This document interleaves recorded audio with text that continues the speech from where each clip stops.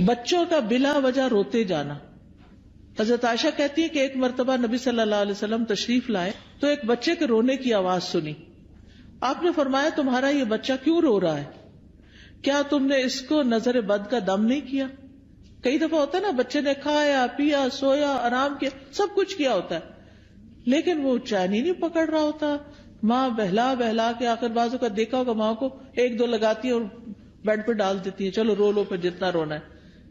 حالانکہ وہ بیچارہ کسی تکلیف میں مبتلا ہوتا ہے، اس وقت اس پہ سورۃ فاتحہ پڑھ کے دم کرنا چاہیے کیونکہ وہ ڈسٹرب ہوتا ہے. بعض بچے ہائپر ایکٹیو ہوتے ہیں، بے وجہ خواہ مخواہ میں ماں کو ٹیچرز کو سب کو تنگ کرتے رہتے ہیں. تو ایسے بچوں کا بھی علاج کرنا چاہیے، صرف دوا سے نہیں بلکہ دم وغیرہ سے بھی.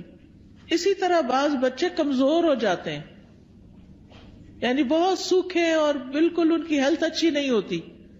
تو آپ نے حضرت اسماء بنت امیس سے کہا کہ میں اپنے بھائی کے بچوں کو دیکھتا ہوں، حضرت جعفر جو کزن تھے آپ کے، کہ ان کے جسم بڑے دبلے پتلے ہیں، کیا ان کو فقر و فاقہ ہے، کھانے کو نہیں ملتا؟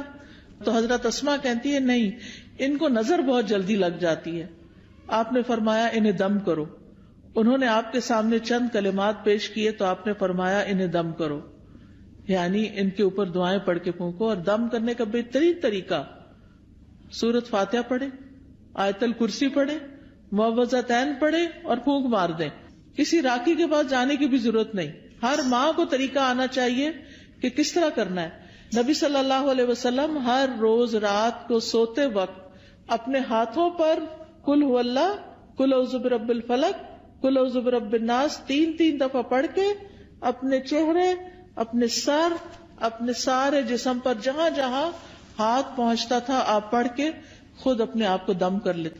پوری زندگی کا آپ کا معمول تھا. ہم سب کو بھی اپنے اوپر روز رات کو سوتے وقت خود دم کرنا چاہیے.